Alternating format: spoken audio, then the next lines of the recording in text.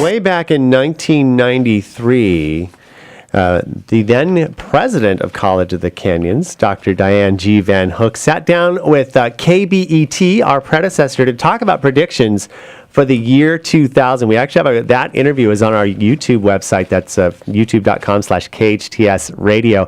And it's very fascinating that a lot of the predictions that she talked about, especially things with distance learning, have come true. Now, Dr. Dianne Van Hook is the Chancellor now of College of the Canyons, holds the distinction of being the longest currently serving community college CEO in California, recently celebrated 25 years at College of the Canyons, and also had an event recently, I think it was this past weekend, where they gave you the key to the city. Is that right? That's correct. That is correct. Well, congratulations. And it's an honor to have you on the program. Now, talking about College of the Canyons, I don't think a lot of people realize that it's been around for over 40 years. It started from humble beginnings at actually the Hart High School campus in 1969. And from, as they say, small acorns, a tiny oak has grown. And in 1993, you made some predictions, if I'm not mistaken, back then.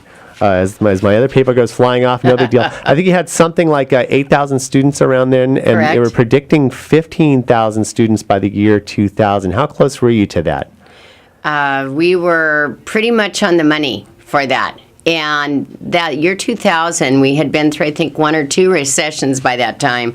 But my goodness, if you flew up in a helicopter, which we did, and looked at all the pads that had been cut in the sides of the hills, we knew we were going to grow. When I first came to College of the Canyons, we had a little over 4,000 head count,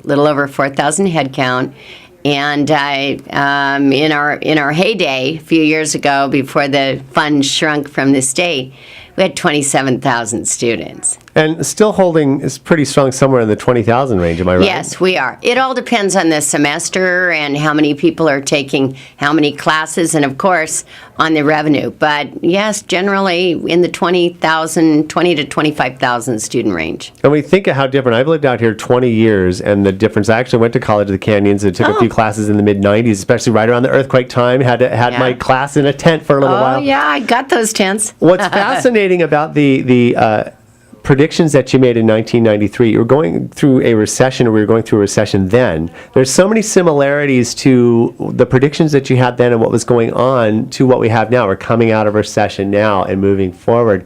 And we were talking also about a second campus, which you actually eventually did settle on, Canyon Country, which opened a few years ago, and it's a fantastic campus as having on the opposite side of the valley, so that kids don't have to commute as far. We've done some events there. What are we looking at? I mean, just on an overall, and we'll drill in a little bit deeper on that. In 7 years, where do you see College of the Canyons going? Are we seeing a growth? Are we seeing a level off? Or what are we seeing? I don't see, unless the state closes down entirely and all revenue faucets turn off, I don't see that community colleges in general are ever going to shrink. The nature of why we need education and training has changed. More now than ever, the knowledge explosion has become so compounded that we can't even begin to predict what they're going to invent the next day and what's going to go into our training programs, but also technology and how we learn is amazing. It used to be you went to the class, you sat in the seat, you were there for a traditional 18 weeks at a time, so many hours a week. And now people can take courses via the internet, through distance education, on their iPad, on their iPhone, on Google Glasses. You can do it just about anywhere, and that's terrific. Besides being able to anytime, anywhere, it's anything. So I think that in the future, it's very possible that College of the Canyons, by the year 2020, we'll have upwards of 30,000 students enrolled in different programs, different certifications, and obviously for different reasons. And it's amazing, like I said, in the 20 years that I've been out here, I can imagine what you have, from the time you started in 1988, and I remember in 1993, 94 going and seeing the explosion of growth on the campus in Valencia itself with the buildings that are now the Dianne G. Van Hook University Center, for example, Performing Arts Center. Could you have imagined that we would have had a Performing Arts Center on campus when, 20 years ago? Well, yes, that was one of the buildings, that and the library and a permanent child development center were three buildings that when I came to the college in 1988, I said, we must find a way to build these buildings. In those days, the state had rules. They always have rules, like 12,000 rules that we need to live within. But the state didn't fund child development centers. They didn't fund libraries. And they didn't fund performing arts centers, or theaters is what they used to call them. Over the years, we were able to, securing the support of our legislators and people in the community, we were able to shape some public policy and formulas, along with other very aggressive CEOs at other community colleges. So we got the rules kind of rewritten. And we were able to receive funding for all of those buildings, plus many more. The passage of Measure C and M, Measure C in 2001 and Measure M in 2006, enabled us to really leverage and get more state dollars whenever the state dollars are available.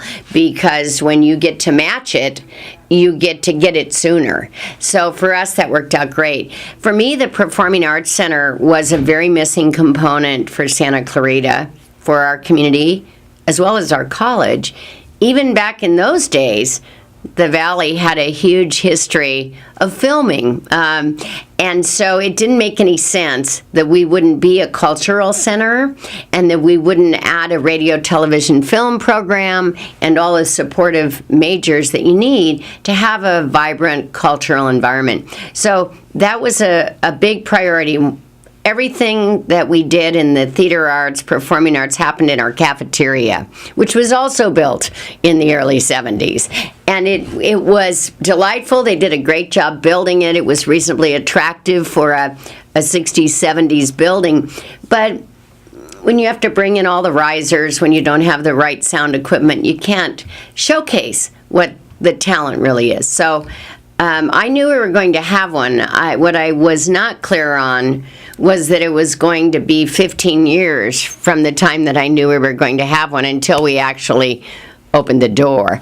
Next year will be our 10th anniversary of the Performing Arts Center at College of the Canyons. And when I think about that, I remember that day like it was, 6 months ago. So it's really whizzed by, and I'm so thrilled that we were able to partner with the city, that they responded to my inquiry if they had some funds to be able to put to it so we could build a second story and we could attract commercial performances so that everybody didn't have to drive down to the Valley. And that's terrific. We are talking with Dr. Dianne Van Hook, Chancellor at College of the Canyons, about not only the predictions she made back in 1993 for the year 2000 for College of the Canyons and the Santa Clarita community, but now we're going to talk about the year 2020, but we do have to take a break and come back with a little bit of traffic. We'll be back with more after this. The powerhouse fire continues to blaze, and 30 homes have been destroyed. What does the Tilted Kilt brand represent to you?